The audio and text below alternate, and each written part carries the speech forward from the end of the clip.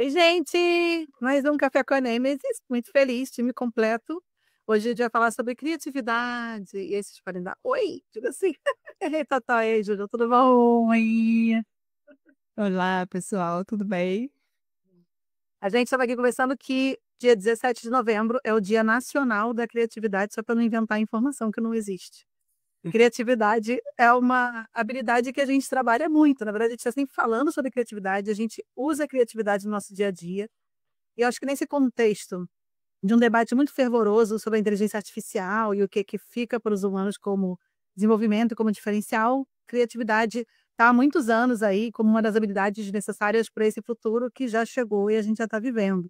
Então, a proposta da gente nesse café é debater um pouco sobre criatividade e o convite é para a gente começar falando o que te remete criatividade. Para mim, criatividade me conecta muito com o flow, que é aquele estado que a gente parece que perde a noção do tempo fazendo alguma coisa. E é algo que para mim é meio que assim, extremamente relaxante. Na verdade, exercer a criatividade é bom tanto na relação com o trabalho quanto nos hobbies, e eu sinto que é quando eu me sinto muito bem, assim. Eu associei ao flow. E para caramba de vocês, o que conecta a criatividade no seu dia a dia? Para mim, eu lembro muito de infância. Acho que porque convivo com uma criança pequena e é interessante ver o quanto que eles não têm bloqueios, né? E quando eu estudei, né? Enfim, quando a gente estuda sobre criatividade e dá aula sobre isso, enfim, dá treinamento sobre isso, uma das coisas que aparece é essa limitação que a gente tem conforme a gente vai ficando adulto, né? A gente vai se limitando, se limitando, se limitando. E a criança não, ela é tão livre, né? Ela é tão sem essas amarras, sem esses preconceitos.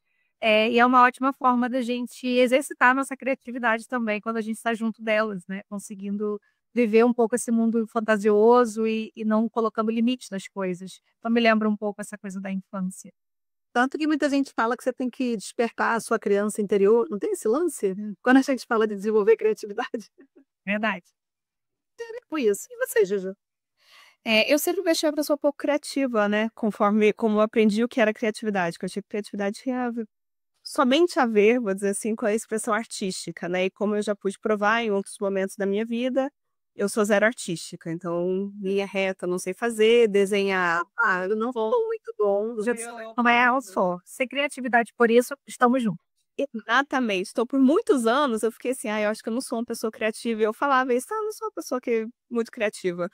E depois, estudando, entendendo o que é criatividade, a habilidade de criatividade, hoje eu vejo e percebo muito a criatividade na questão de procurar novas soluções, né? Então, sou uma pessoa curiosa, gosto de ficar procurando novas soluções, pensar, olhar, arrumar, né? Ver o que que a gente pode fazer. E aí, hoje em dia, eu consigo identificar a criatividade nisso, assim, nessa busca por novas coisas a serem feitas, né? Novas soluções, de fato, que ainda não foram inventadas. Então, ou que não servem, né? No modelo que ainda não existe. Então, hoje em dia eu consigo me perceber um pouco mais criativa, mas eu ainda fico, mas não artisticamente. Isso aí, não conte comigo. Não, conte comigo. Mas eu acho que essa é uma discussão importante, né? Acho que muitas pessoas ainda relacionam a criatividade a uma coisa que se limita a um período da vida. Então, na infância tá ok, mas depois a tendência é a gente perder. E a gente sabe pelos estudos que a criatividade vai diminuindo ao longo do tempo por uma série de variáveis, pelo julgamento social, pelo medo de passar vergonha porque você está propondo, pela fixação. Tem um nome, né? Fixação funcional, cognitiva. Não. Fixação funcional que faz a gente aprender que aquilo deve ser usado ou serve para aquela coisa, e aí você já nunca mais pensa outra forma de usar ou interagir. E isso vai fazendo com que as empresas e as rotinas fiquem mais rígidas. E ainda que previsibilidade seja bom, a rigidez hoje para a gente é um grande desafio, porque é isso. Não sei, né? A gente aqui está tendo que se adaptar toda semana na Nemesis. Cada semana tem uma novidade. Como família, cada semana tem uma novidade. Então, essa velocidade do mundo tem forçado muito as pessoas a capacidade de se adaptarem, de serem flexíveis, e isso depende de criatividade. Como é que vocês percebem o olhar dentro das empresas, dentro dos grupos, das mentorias, para esse conceito da criatividade? Será que as pessoas aceitam que criatividade está no dia a dia? Ou ainda acham que isso não cabe tanto, que isso é uma coisa muito especial para os inovadores, para os artistas? Percebo que está muito ainda no campo da inovação, né? Inclusive, tem empresas que diferenciam, né? Tem a área de inovação, tem o grupo da inovação. É como se a criatividade ela só existisse nesse lugar das grandes invenções ou das grandes soluções. É quase como se você tivesse que colocar uma equipe dedicada a isso, não por uma questão de divisão de tarefas, que seria razoável, mas porque precisa de um espaço diferente para que essas pessoas possam criar. Quando, na verdade, ainda que você tenha uma área dedicada, todo mundo no dia a dia precisa também dessa prática, né? Do processo de criar, do processo de inovar. Então, eu percebo ainda uma segregação, né? Do que seria o espaço da criação, que equipes podem ou não inovar, daquilo que realmente é a criatividade quando a gente estuda a fundo, que é algo muito mais natural e muito mais cotidiano e que poderia sim fazer parte da rotina de qualquer equipe se isso fosse uma prioridade, né? Se isso fosse uma premissa. E é engraçado quando eu converso com pessoas, por exemplo, na área de dados, né? Ou que trabalha com a parte de inteligência.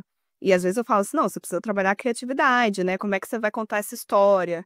E aí a gente percebe que a pessoa fala assim, não, criatividade, contar história, né? Pra quê? Assim, eu trabalho com dado, é algo objetivo, né? Que vem dessa percepção de que não existe criatividade em outras tarefas que não seja essa da inovação, né?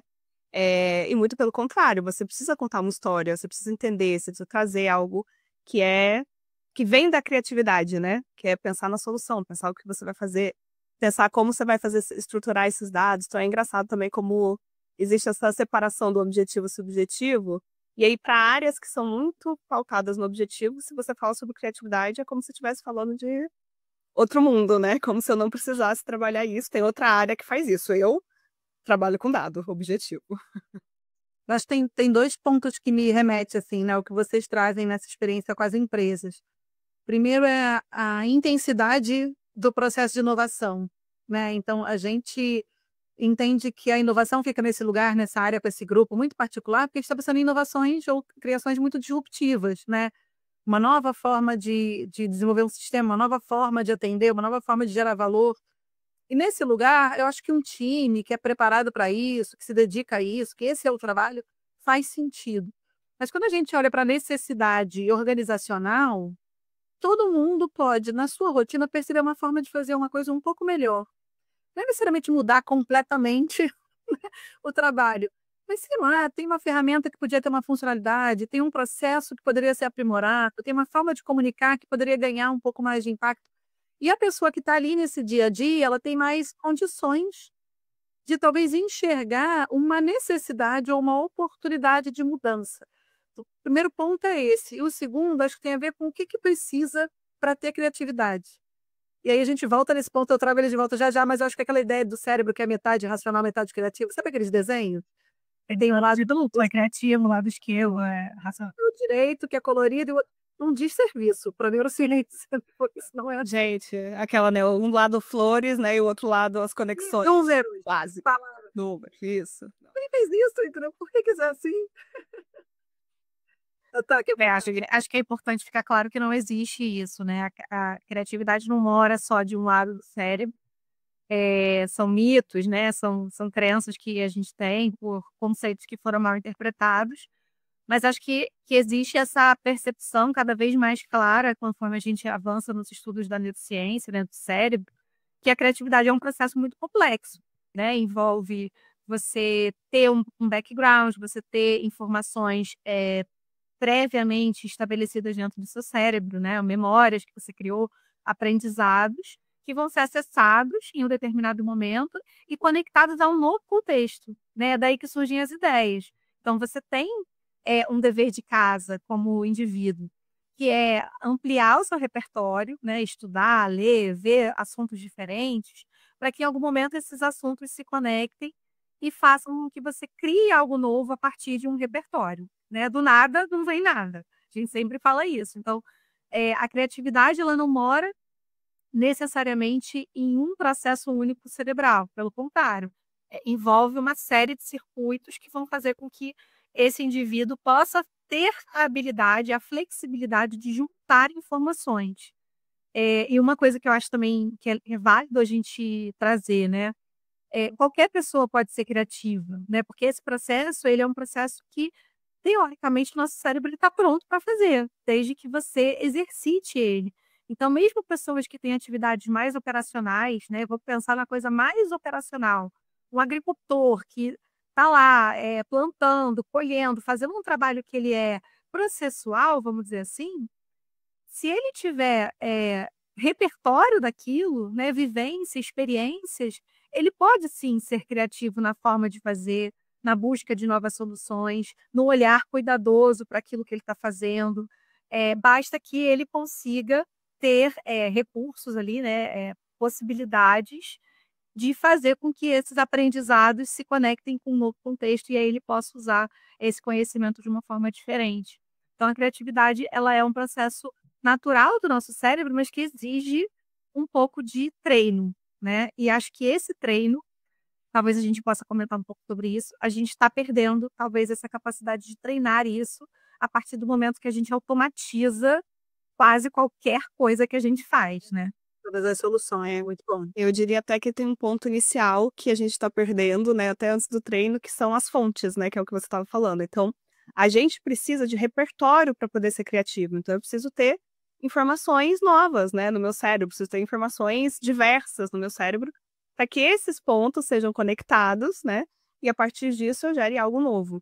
E hoje em dia, principalmente por conta dos algoritmos, né, a gente vive em bolhas que a gente fica repetindo sempre a mesma coisa, né, a mesma ideia, do mesmo jeito, sem informações outras ou sem se expor, inclusive, ativamente a essas informações diferentes daquilo que a gente já conhece, né? Então, uma especialização, né, muito focada, ou então você tem, né, alguém que só vê o mesmo assunto do mesmo jeito toda vez, sem olhar para o que outras pessoas estão falando, né? E vou até pegar, por exemplo, o nosso estudo do comportamento, né? Nós falamos do ponto de vista da neurociência, então a gente vai falar da fisiologia, vai falar como isso acontece, mas tem outras áreas que também estão falando de comportamento de outra forma e que a gente vai e bebe dessas fontes para a gente criar soluções. Mas a gente sabe que a gente tem que ir atrás, a gente vai estudar antropologia, vai estudar psicologia, a gente vai estudar as outras questões. Mas quantas pessoas fazem esse movimento, né, de olhar a mesma coisa por prismas diferentes, né? Então, até antes do treino da criatividade, né, da onde está vindo as informações que você tem hoje no seu cérebro? Como é que você está alimentando? Quais são as fontes, né? O primeiro quick win desse café para a galera que está acompanhando a gente, que está assistindo, é esse, né? Então, do nada não sai nada. A Thaís falou, né? O cérebro ele precisa de informação para construir novas possibilidades. Só que se o conjunto de informações que você tem é muito limitado, ou é muito igual o tempo todo, isso prejudica a sua capacidade de criar. E aí, por um lado, a tecnologia traz uma limitação, porque ele te olha, mais um igual que você já gostou, que tal você ver mais um igual que você gostou, então você só vê. Eu sou imaginar essa pessoa que fala a mesma coisa que você vê todos os dias. Mesma coisa, 5 pessoas falando a mesma coisa que confirmam o que você já acreditava. Então, assim, realmente é um prato cheio para limitar o nosso pensamento crítico. Por outro lado, a tecnologia também permite que a gente tenha acesso a muita informação interessante, de qualidade. Nas plataformas de streaming, se você quebrar o padrão da preferência, você tem uma diversidade muito grande de conteúdos. E você tem acesso a informações de qualidade com pouco esforço, eu vou dizer assim. Porque antigamente você tinha que pegar uma enciclopédia, um livro, assistir uma aula, fazer uma pós-graduação. E hoje em dia você assiste vídeo de pessoas super renomadas com um clique de distância. Está aberto na plataforma, é só ir lá buscar pelo nome. E tem um vídeo de 5 minutos, tem um vídeo de 10 minutos, tem um audiolivro e tem um podcast que essa pessoa foi convidada. Então, se a gente se organiza para colocar um tempo para nutrir esse cérebro com qualidade, a tecnologia permite que você acesse uma variedade de informações do seu interesse de forma rápida e com baixo esforço. Faz sentido para vocês esse uso? Então, a recomendação E acho, fazer, né? acho que isso aí é fundamental, porque assim, a tecnologia é uma ferramenta, né? A gente esquece que ela é uma ferramenta. Então, a gente pode, né, treinar esse algoritmo, fazer diferente, dar uma bagunçada nele, né, tirar padrão. E eu até falaria assim, sai um pouco da tecnologia também, né? Então, assim, vai conversar com outras pessoas, né? Até o exemplo que a Thaís falou do agricultor que está lá. É distante da realidade de algumas pessoas, mas se você tiver oportunidade, por que você não para conversar com essa pessoa por um tempo, né? Vai conversar com uma pessoa diferente, que faz outra coisa, ou que tem uma vivência completamente diferente da sua, Isso também é importante, né? Utilizar a tecnologia como ferramenta, mas não, vamos dizer assim, ficar só limitada a ela, né? A gente já sair, né, de certa forma. E nas empresas a gente percebe, né? Perdão, amiga, mas nas empresas a gente percebe que as pessoas sequer dedicam tempo para trocar a experiência, né? No próprio grupo, a gente faz muita interferência, a gente orienta muito a liderança, a gente orienta muito os grupos a criar espaços e fóruns e rotinas onde a troca do conhecimento acontece, porque nem isso está acontecendo. Aí pessoas são engolidas pela rotina, né? Isso é uma vivência que a gente tem muito, acho que todos vocês concordam com isso. Quando que a gente vê que as pessoas não têm tempo nem para fazer o básico, né? Nem para tomar aquele cafezinho, almoçar trocando uma ideia, discutir um ponto da rotina que não está funcionando. As pessoas estão cada vez mais no automático, porque a velocidade que se exige de nós é muito grande, né? Sair desse automático não é algo natural, é algo que a gente precisa colocar energia. E muitas vezes os nossos team buildings, os nossos treinamentos, eles vêm como uma forma de quebrar esse padrão, né? Uma forma de trazer respiro. E quantas vezes a gente sai dos team buildings, dos workshops, faz lá o nosso check-out e a conversa é: nossa, eu estava precisando desse tempo. Nossa, como foi bom a gente poder parar e conversar sobre as coisas do dia a dia. Como foi bom poder ouvir a equipe, reunir todo mundo. Às vezes a empresa ela está querendo um posicionamento mais inovador, ela está querendo que a equipe adote uma postura mais proativa na busca de soluções do dia a dia, mas ela não tem esse espaço para que isso aconteça. Então, esse investimento, né, desse tempo de qualidade do time para trocar, para criar alguma coisa junto, às vezes para discutir um ponto que nem é o ponto central, mas só aquele exercício de discutir, de pensar diferente, de ouvir diferentes opiniões, de fazer isso de uma forma estruturada, já dá para esse time aquela sensação de: nossa, a gente pensa, né? A gente consegue criar alguma coisa junto, e isso é um gás que faz toda a diferença depois, nos meses seguintes, né? Nos desafios que essa equipe vai trazer. Então, eu acho que legal a gente pontuar aqui o quanto que criar esses espaços ativamente é importante para a organização. É um dever de casa para os RHs, né? Porque para atingir aquela meta, aquele objetivo, aquele planejamento, eu vou precisar fazer essa equipe conversar e as pessoas não sabem mais conversar, né? Elas não conseguem mais fazer isso naturalmente. Então, eu preciso criar esses espaços de tempos em tempos para que as pessoas façam isso e sintam que elas conseguem fazer, né? Isso também é importante. Perfeito. Dentro do processo, essa é a primeira grande etapa, né? Se a gente não tiver espaço para trazer informação e toda a experiência aqui é válida, não tem muito de onde tirar repertório, espaço e possibilidades, que é o termo usado para se construir novas ideias e novas possibilidades. Mas, além disso, a gente tem que ter o insight, aquele momento eureka. Ele acontece quando a gente relaxa. E relaxar também não é uma coisa que está acontecendo muito no dia a dia. Menos naturalmente. Muito menos naturalmente, muito menos dentro do ambiente de trabalho. Então, é comum a gente escutar relatos do tipo: ai, quando eu tomo banho, minha cabeça tem várias ideias. Quando eu deito no travesseiro, a cabeça tem várias ideias, inclusive do trabalho, e eu não quero pensar no trabalho agora. Bom, mas agora, no momento que você relaxou o suficiente para aquela rede que chama default, né, rede de modo padrão, ser ativada, e aí que essas conexões cerebrais surgem, e alguma delas atinge consciência, e você teve uma ideia, assim que vem aquela lampadinha que se acende. Como é que a gente pode orientar na rotina das pessoas, dos profissionais, na rotina das equipes, inserir ativamente esses momentos de respiro, onde não é que você esteja esgotado dormindo, nem tentando resolver um problema, e você está só deixando rolar, deixando o cérebro fazer o trabalho dele, como eu gosto de dizer. Quais orientações vocês costumam trazer? A primeira coisa é essa questão de trazer as pausas de forma consciente, né? E não lotar a agenda, que é a coisa mais difícil para todo mundo. Não lotar a agenda. Eu sempre falo assim: como é que tá a sua agenda? Eu tenho reunião o dia todo, né? Tá lotada. A cada Não 30 tem... A cada 30 minutos eu tenho uma reunião, não tem tempo nem para ir no banheiro. Imagina, se não tem tempo para ir no banheiro, vai ter tempo para ter uma ideia? Não vai ter tempo para ter uma ideia. Não tem tempo, geralmente, inclusive, de trabalho focado, né? Então, trabalho que permite entrar no flow, que você falou, né? Mencionou no início. Não tem esse tempo, porque o flow ele não acontece em 2 minutos, né? Então, assim, não dá. E as pessoas não param, né? E não param, e se tem um problema, se deparam com um problema, ficam ali batendo a cabeça, porque pausar nunca é uma opção. Então, uma coisa que eu sempre falo, né, nas mentorias é: vamos olhar sua agenda, como é que tá? Tem intervalo entre as reuniões? Você tem um tempo blocado para você pensar? Você vai ficar pensando. E como é que você vai pensar? Vai tomar um café, vai dar uma volta, vai fazer alguma coisa que te tire, né, desse lugar da tarefa. Só de comentar com isso, eu tenho um insight, né? Vai fazer outra coisa. E aí a gente fala isso e todo mundo fica assim, de onde eu vou tirar tempo para isso? Eu falo, vai tirar. Se você quer performar melhor, quer ser criativo, vai tirar. Então, acho que as pausas conscientes e ativas no dia a dia é a primeira coisa, assim, para permitir com que as pessoas consigam trazer novas ideias, né? Até ontem mesmo, estava mexendo aqui numa planilha, falei assim, não sei como é que o que que eu faço para isso ser melhor. Fiquei aqui um tempo batendo, falei, não vai sair. Levantei, fui fazer um café, fiz outra coisa, eu falei, ai, já sei, vou fazer tal. Voltei e deu certo.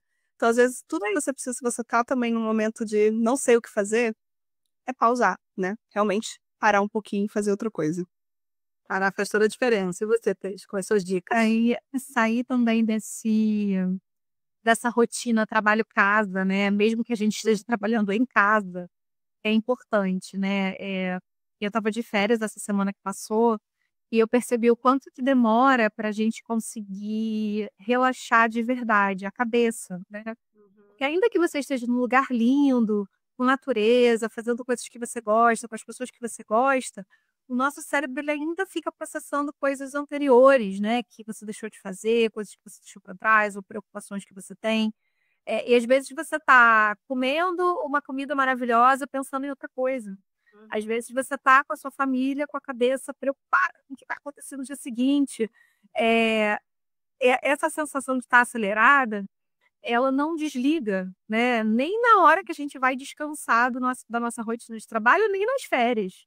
Então, uma recomendação que eu acho importante, que eu tenho tentado fazer comigo mesma, é a gente quebrar esse padrão também ativamente, né? Se perceber um pouco mais. Eu estou correndo para quê?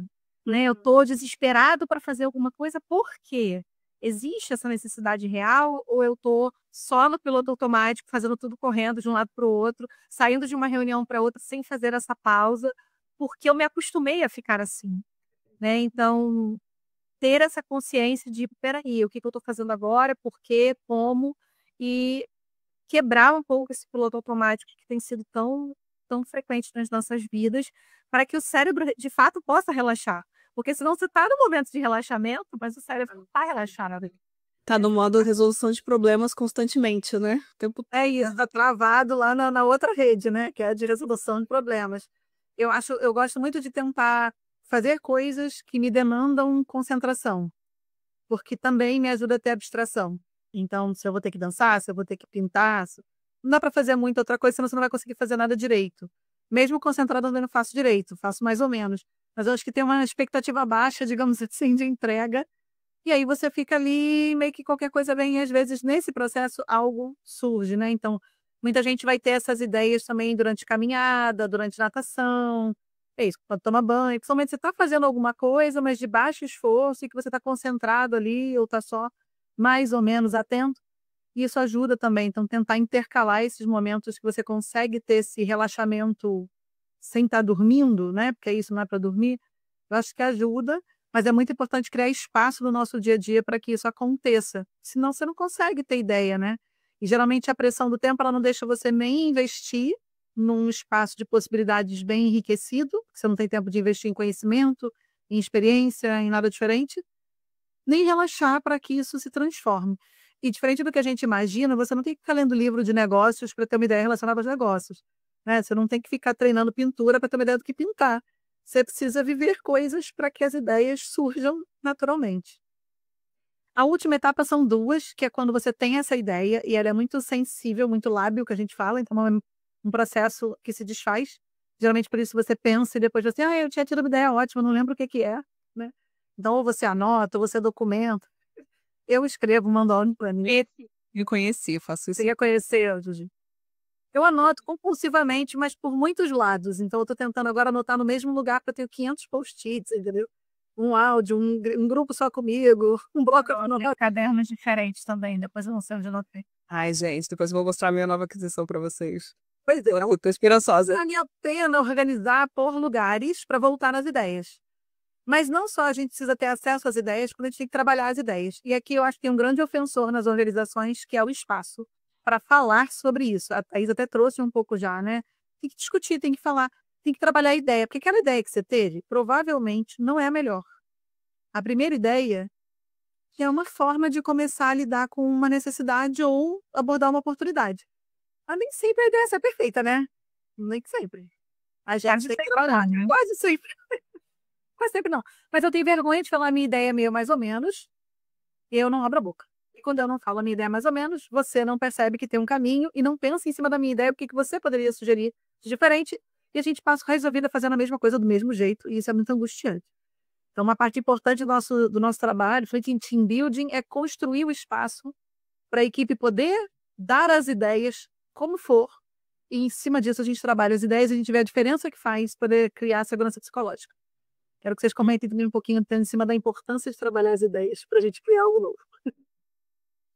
Eu acho que, assim, não dá para esperar, né, uma equipe criativa se é um ambiente onde as pessoas não têm confiança e sentem medo de se expor, né? Medo de dizer o que pensam, medo de dar uma ideia que não é tão boa, medo de dizer, eu acho que a gente está fazendo isso aqui mal feito, devia ser diferente. Esse espaço, ele precisa ser um espaço onde a comunicação flui. E isso é o que a gente menos vê nas empresas, né? Quantas vezes a gente vai num cliente que pede para a gente tem uma determinada dor, né? Ele relata ali, faz o briefing com a gente, e depois a gente sai da reunião e conversa entre si e fala, mas a gente está vendo que o problema é outro, né? O problema é que as pessoas não falam, o problema é que as pessoas não confiam, o problema é que existe alguma treta ali entre as pessoas que não está bem claro ainda o que que é.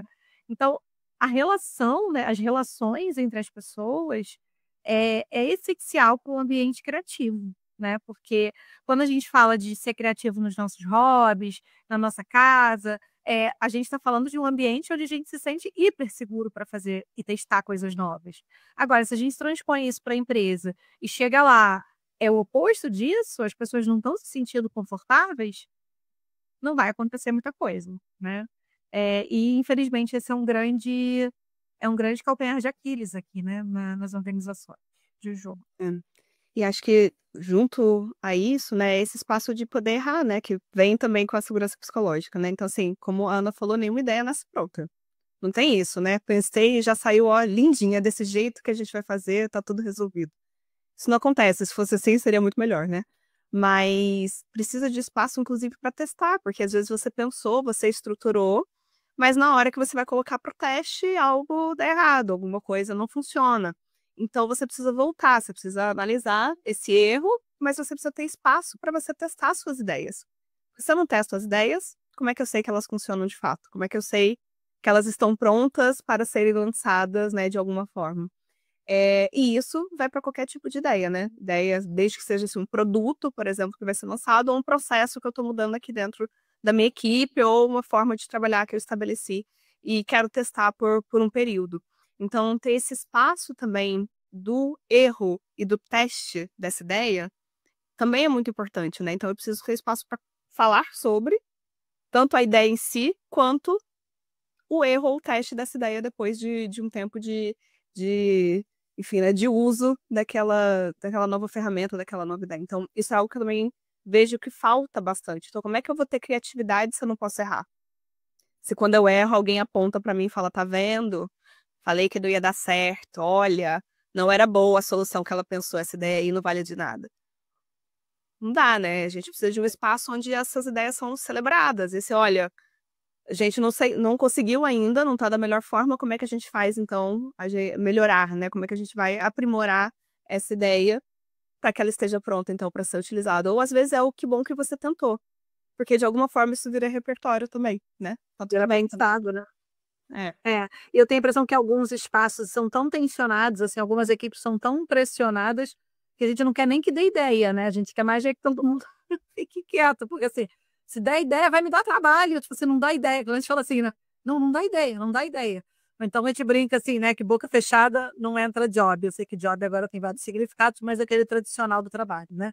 Assim, boca fechada não tem job. Então, poxa vida, eu preciso ficar quieta para não atrapalhar, para não arrumar mais trabalho, porque a ideia de mudar gera tanta aversão, né? Tem tanta resistência à mudança, é tão desconfortável, é tão inseguro aqui esse conjunto de relações que eu tenho, que a gente prefere seguir o resto da vida fazendo aquilo, mesmo que aquilo não seja bom ou não seja suficiente mais, né? E eu acho que nesse lugar a inteligência artificial ela acaba tendo um risco, que é vir automatizando o mais do mesmo e fazendo as coisas ficarem pasteurizadas. Essa é a minha sensação, né? Tudo fica igual, né? Da mesma maneira, e a gente vai limitando esse processo criativo. Eu acho que entender como trabalhar com essa tecnologia, como mexer nessa rotina, como é que eu posso usar a tecnologia para ganhar tempo, para debater ideias, para pensar em caminhos distintos, para ter de volta essa motivação ligada a uma mudança para o que pode ser vantajoso depois, é algo a ser resgatado nas relações nas equipes, né? Inclusive, eu vi agora essa semana 2 conteúdos no LinkedIn, né, falando sobre essa questão da inteligência artificial e a padronização, né? Então, assim, como agora já se percebe que tem uma padronização do discurso, né? De como é falado, da estrutura, de tudo. Então, a criatividade foi indo embora porque a inteligência artificial está sendo muito utilizada. Então, tá todo mundo meio escrevendo igual, né? Fazendo igual, se expressando da mesma forma, né? E aí a gente perde toda essa potencialidade, né? De ter pessoas falando de forma diferente, de ter diferentes visões, né? E agora você falou dessa questão da inteligência artificial, eu lembrei disso, assim, a autenticidade, ela vai embora, né? E aí, com isso, a gente perde esses espaços de possibilidades, né? Quem pode trazer uma ideia diferente em um momento diferente. Uhum. A gente, dentro dessa discussão, vai caminhando o quê? Mais ou menos para um fechamento. Isso. E aí, acho que a última provocação que eu tenho é sobre... A gente entende a importância da criatividade para criar novas soluções ou novos caminhos para necessidades que seguem surgindo, para se adaptar às transformações, para aproveitar oportunidades. Acho que fica muito evidente nesse lugar da geração de valor. Mas a criatividade também tem todo um componente fundamental ligado à motivação e bem-estar. Inclusive, motivação é fundamental para a gente ter criatividade. Você tem que querer ou ter alguma conexão com aquilo que você está fazendo para você imaginar em cima daquilo, né? Para você desenvolver em cima daquilo. Para mim, criatividade opera muito num lugar de bem-estar. Assim, é muito necessário para a minha existência escrever, pintar, dançar, imaginar formas de deixar esse cérebro fluir. E acho que tem um caminho que é de você imaginar uma realidade, se esforçar para tornar aquilo concreto e ver o quanto você alcança. E quando a gente está aberta aos erros, ou mais lida melhor com esses erros, isso te permite trazer aquela questão da maestria, né? Que é você ir tendo um objetivo e conquistando o objetivo, tendo outro objetivo e conquistando o objetivo, e perceber que você cresce. E perceber que está sob seu controle também, né? Que você fez alguma coisa mais ou menos sob seu controle nesse mundo que a gente não controla quase nada. Como é que vocês percebem um pouco essa relação com o bem-estar? Como é que é para vocês? Acho que uma coisa que ainda não é muito discutida nas empresas, criatividade como caminho para exercício de bem-estar. Assim, a aula sobre isso, tá sempre muito ligada à inovação, resolver coisas, à competitividade, né? Fazer com que a empresa cresça. Mas realmente eu vejo pouca relação com a questão do bem-estar, que também é muito falado, né? Bem-estar, saúde mental. E como você falou, né, Carol, eu acho que para algumas pessoas, se sentir criativo, experimentar um processo criativo, é algo que traz uma sensação de bem-estar e de alívio de estresse imediato. E como isso também poderia ser utilizado pelas empresas para diminuir esse estresse que a gente percebe que é muito forte, né, dentro do ambiente de trabalho, porque a gente sabe que o trabalho ele é estressante na maior parte do tempo. E se as equipes, né, se os grupos conseguissem exercer a sua criatividade na rotina, talvez essa sensação de estresse também diminuísse, né? Porque eles estariam ali, apesar de estarem resolvendo problemas complexos, fazendo isso a partir de um processo mais prazeroso, na sua própria natureza, de cada um poder contribuir, de cada um poder trazer ideias, sugestões e ver a construção de algo se materializando com o passar do tempo, né? Isso por si só já é uma recompensa, e muitas vezes uma forma de amenizar o estresse do processo em si. Mas eu não acho que a gente está nesse lugar ainda, tá? Eu acho que dificilmente a gente vê essas coisas andando juntas e eu acho que falta muito conhecimento do RH, da gestão, da equipe, da empresa como um todo, de como que isso, esse ambiente de segurança psicológica, esse ambiente de troca, de comunicação fluida, ele contribui para a saúde mental das equipes, né? Juntar todas essas peças é algo que às vezes a gente vê no discurso, mas nem sempre, nem no discurso tem, né?